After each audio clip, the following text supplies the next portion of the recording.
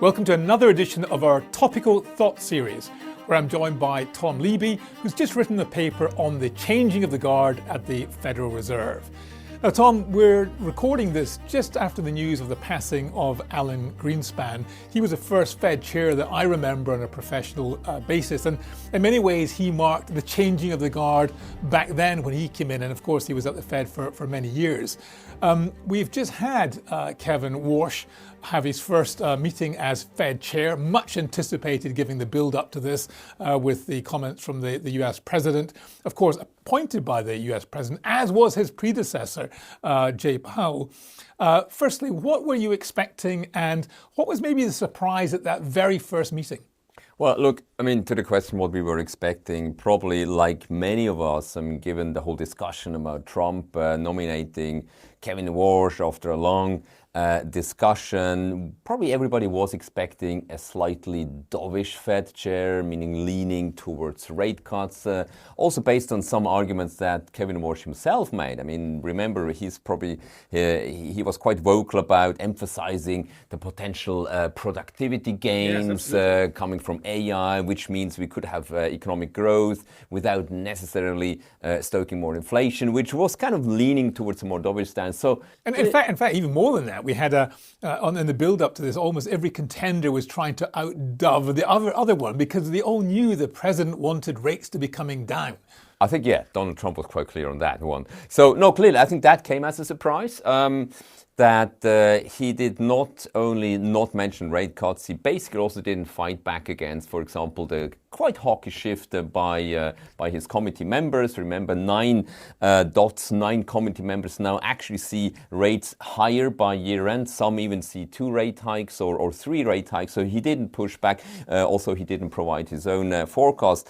And even the speech itself was quite hawkish. He emphasized price stability about a dozen times. And that's right. That is the Fed's main job. And he also acknowledged that the Fed has failed in reaching its inflation targets for 5 years in a row. And based on the latest statements, the latest projections, they probably will fail again this year and maybe even next year. So emphasizing this goal, this return to reaching price stability was in itself quite a hawkish message, and that probably was one of the biggest surprises coming from the latest meeting. He went out of his way almost to say that the Fed has missed for 5 consecutive years that part of their mandate. So I'm not sure if that's what the president was expecting to hear. So what was the tone that Warsh was trying to present here? Was he trying to win over the investor base, and he'd already had an agreement with the president, I need the credibility, I have to go in tough to begin with?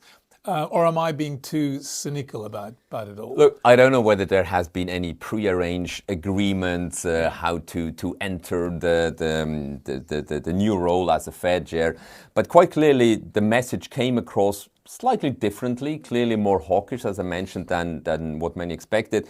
But I personally think it's a positive because, and maybe that's also why he did it. Everybody was expecting him to be, well, let's say the Trump-nominated chair that is now following Powell, which, by the way, was also nominated by Trump. So he probably felt the need to place himself as being independent. He's not simply coming in as a Trump nominee, ready to cut rates, whatever happens. So clearly for me, that was a statement. Look, I'm here, I am independent, I do look at the data, and I'm really focusing on, well, the 2 main mandates, which is maximum employment and price stability, but currently it's mostly about price stability. So for me, that was setting a signal to really gain credibility after all the speculation that we have seen and heard and read about pre-war. So for me, that was probably the main reason why he came across as more hawkish than many expected. Now, I know we've written and we've spoken about the fact when we heard that it was going to be Warsh who got the top job, that we applauded that. We felt that he was a known quantity. We felt that he upheld the values of an independent central bank. And we also believed that he was going to be very data dependent, everything that you want from a Fed chair. So I guess from what we've seen in that initial outing, all of these boxes were kind of ticked. He emphasized the importance of the Fed, he emphasized the importance of data, and he emphasized the importance of that kind of independent way of thinking about things. But we also know that in the past he has been somewhat hawkish in terms of the Fed's balance sheet.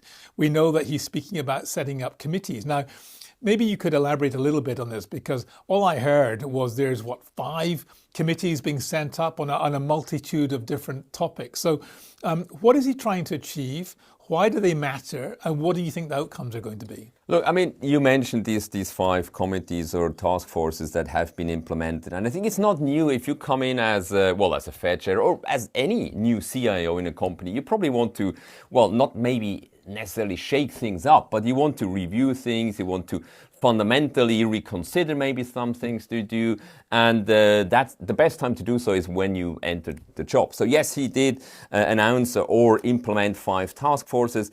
The balance sheet is certainly one of them. I mean, he was quite critical about balance sheet expansion, and he probably still is, but that doesn't mean we'll see a shrinking balance sheet on day one. And I think that's the other important takeaway. He did announce these task forces, but he also announced that he does not necessarily expect any results before year end. So that also probably created some stability. I mean, some let's say predictability in the markets, that he's not here to fundamentally turn around and change things by day one.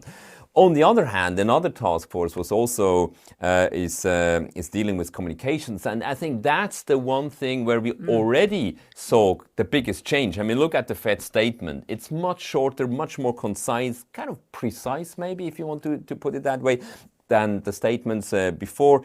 It's also, he refused, as I mentioned, to provide a prediction by himself. I mean, obviously let the others provide their dots and forecasts. He doesn't want to provide any forward guidance. And quite honestly, I think that also makes sense, because this forward guidance, the dot plots, they were created at the time when, it seems like a very long time ago, we had 0 rates, in some parts, negative rates. So there needed to be some pre-commitment that the Fed didn't want to change or touch rates. But nowadays, where we are in a more normal business environment, a more normal economic cycle, I think it first of all, it doesn't work because data change, the world changes, and I think it doesn't add to credibility, committing to something that you then have to change or maybe even feel obliged to follow up on despite the change in data. So I think getting rid of that maybe reduces transparency to some degree, can increase volatility, but it's not a bad thing. That I think it leaves the Fed more nimble, more active, more able to react to incoming data. But I think your point is a very valid one. I think there's a time and a place for forward guidance. When you're in a very challenging environment, you want to build confidence, you want to set the stage, you want to give direction of travel, and it works. When you're in more normal times, I would say that you want market forces to be working. And it's funny, we mentioned there the passing of Alan Greenspan, but I remember the days when the only guidance you got was how thick is Alan Greenspan's briefcase when he went to the Fed, because that kind of gave you an indication of how many documents are in there. That means they've got more to speak about. That means there could be a change in policy. But it was up for the financial markets to interpret the data rather than being, as I would put it, spoon-fed. So I would take that as a positive. But will that lead to more market volatility? Have markets forgotten how to interpret the data and what the Fed may be thinking? No, well, yes. First, the answer I think is yes. It probably will create some more volatility, but that's not in itself a bad thing, because having this kind of stable, almost pre-committed major central bank, it probably also, first of all, it did lead to maybe some complacency. And as you pointed out, maybe market participants, investors felt like less of a need to really dig into data. And it also probably put some pressure on the Fed committee, on the Fed members, to maybe follow up on their guidance, although they might actually didn't fully believe in it anymore because the data has changed. So clearly it is, in my view, it's a step in the right direction. If you talk about efficient markets, about price finding processes, maybe not everybody will like it because yes, it is less transparent. It is leading to more volatility. And in that regard, it probably is a little bit of a time trial back to the Greenspan era, which, by the way, is also one central banker that was admired or is being admired by Kevin Warsh.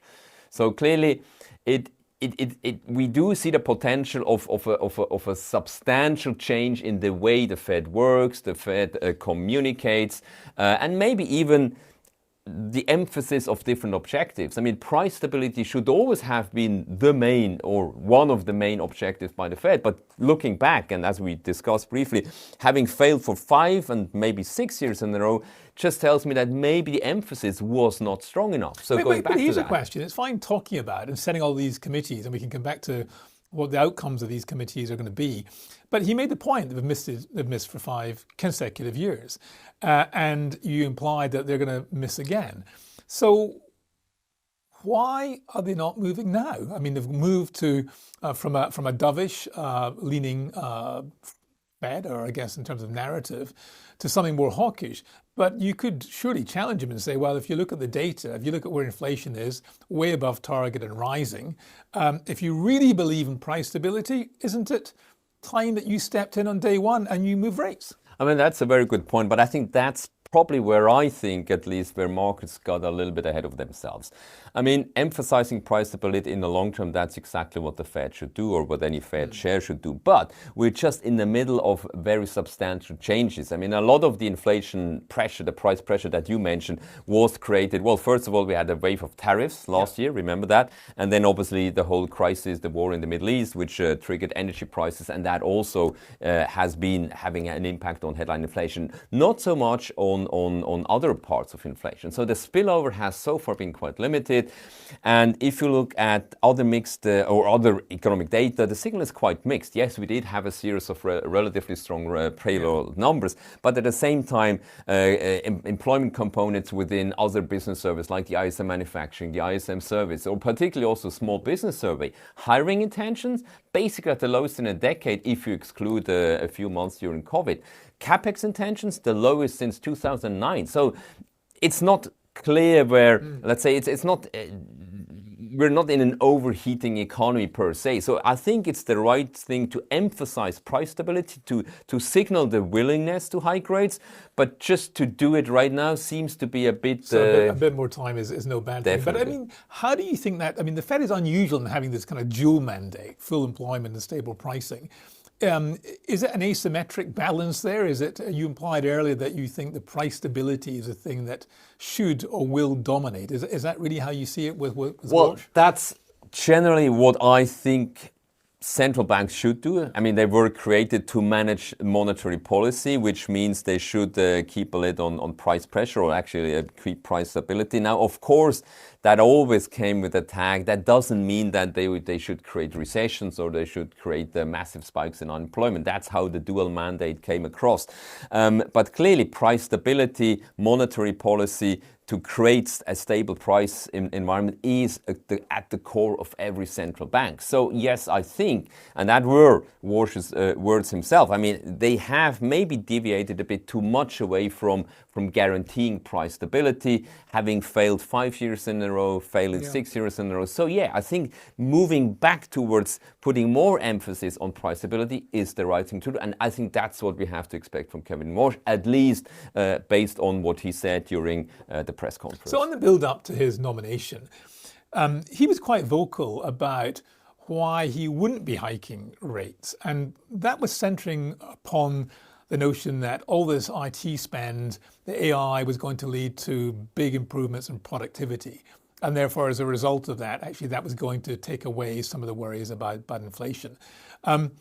Has that view changed? He didn't mention productivity. We kind of touched on that.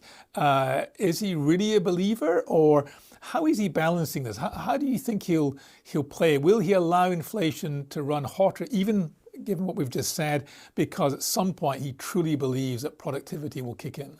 Well, obviously it's hard to say because, as you mentioned, we have these two statements. Well, one is the actual statement and one is the non-statement during the press conference, which was also a bit striking. I mean, he didn't push back against some hawkish members or hawkish comments, which he did before he became the Fed chair. So personally, I think he is a believer. I am a believer. I do think AI will be here to fundamentally change the way we work, the way economies function, by increasing productivity, which kind of puts a lid on inflation to some degree. But that's a longer term issue. You mentioned it yourself. Now, the Fed has to take both into account, the longer term structural changes, but also the short term potential spillovers.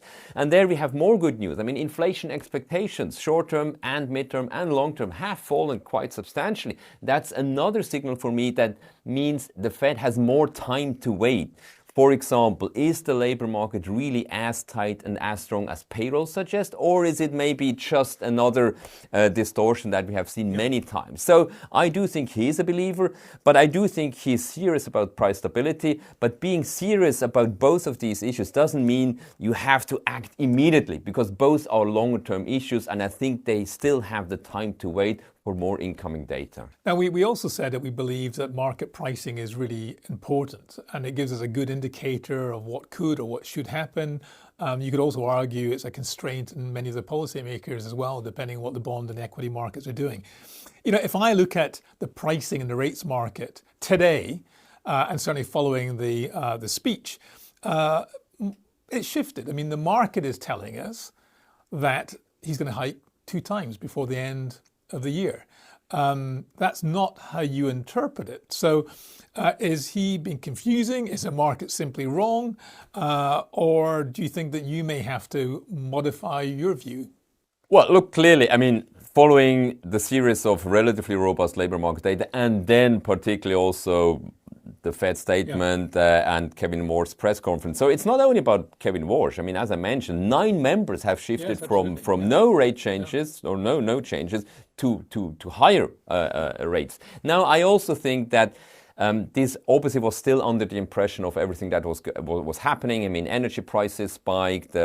We have seen some sticky price inflation in other areas, but that could change again. And my view is exactly that. Probably the market investors, maybe even some of the Fed members, have been carried away a little bit. Yeah. And I would expect, based on quite a number of surveys and other data, that we are about to see maybe, less inflation pressure, lower price pressure. I mean, energy prices have fallen substantially. Even the labor market tended to be quite light in summer months. Remember, particularly around youth unemployment, we have seen a little bit of an elevated level over the past few summer seasons. So maybe that happens again, which means there will be several reasons why the Fed does not have to rush into rate hikes. But to your question, clearly the risk of rate hikes or of tighter monetary policy has increased. I'm currently keeping my view of no changes this year, but the risk of that having to be adjusted clearly has increased.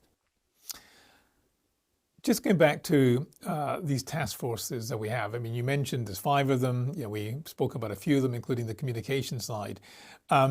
Is this for show? Is this, you come in, you show you've got all these committees set up and task force set up. You take on board their findings. What changes? Do you think there will be real change? We've seen some of the communication points, as you have mentioned. But is this to kind of to clear the deck and start again? Or is this more for show, to be seen to be going through the process of reviewing the Fed's mandate and how it functions? No, I honestly expect some of these task force to come up with proposals and solutions that eventually will lead to changes within the Fed. I mean, we did see the communication part has already changed even before the task force was set up. The balance sheet has long been a topic that Kevin Warsh was concerned about or was kind of interested in. So I'm also expecting some results there. Another task force deals with better ways to get data. I mean, that's, we're living in 2026 now. I mean, we do have all sorts of real-time data. We can get we can use AI maybe to support our models. So I think it makes sense to think about, is the Fed still working on the right basis? Are there better ways to get incoming data to get closer to the business cycle? So that's another one that absolutely makes sense. The other inflation framework, I think that's more of a general review. Probably every incoming Fed chair had a review of the inflation framework. Within that task force, what I expect is a discussion maybe around the inflation target. Quite a crucial one. Remember, having failed for 5 years in a row, there was always discussion, would an incoming Fed chair maybe just lift the inflation target to, let's say, 3%? I mean, that would be kind of the easy way out. But Kevin Warsh, again, was actually explicit on that one and said, look, before reaching the actual 2% target, it doesn't make sense to increase the target to 3%. And I couldn't agree more to that, because doing so while not having reached the former target would really undermine credibility. So that is the one that I would expect them to follow up as well. So those are really task force. They make sense. And that doesn't mean they change everything that will be analyzed and looked at, but some things probably will change. Some ways the Fed works or gets data probably will change. And I still expect also to the better, to a more efficient way to monetary policy in the US. Now, Jay Powell has stayed on at the Fed, no longer chair, but he's still part of the committee. And part of the argument for him doing so was he wanted to make sure the institution was as strong as it can be. He obviously was pushing back against the threats made towards the independence of the Federal Reserve. How long do you think he stays now? And does he have any impact in terms of the workings of the Fed? I mean, if you take at face value, as we do what Warsh has said, you would probably say it's in safe hands. So is there now time for Powell to move on? And who would be the next member? Would that change that dynamic significantly at all in terms of the doves versus the hawks? Well, look, first of all, I don't think that you're right. I mean, I think as we discussed, I mean, the messaging coming from Kevin Warsh certainly is a positive, probably should be taken positive by Jay Powell. Nevertheless, I don't think that he now just turns around and quits. I mean, being one of the few exceptions of a former Fed chair, basically stepping back but still remaining on board just for a month, I don't think that makes sense. So I wouldn't expect him to now just to resign in the coming weeks or months. So probably he's here to stay, to see whether really the Fed actually has the stability, has the credibility that really is close to his heart. So I wouldn't expect any changes soon. He certainly has an influence because he's a very experienced Fed member. He obviously was the Fed chair for a number of years.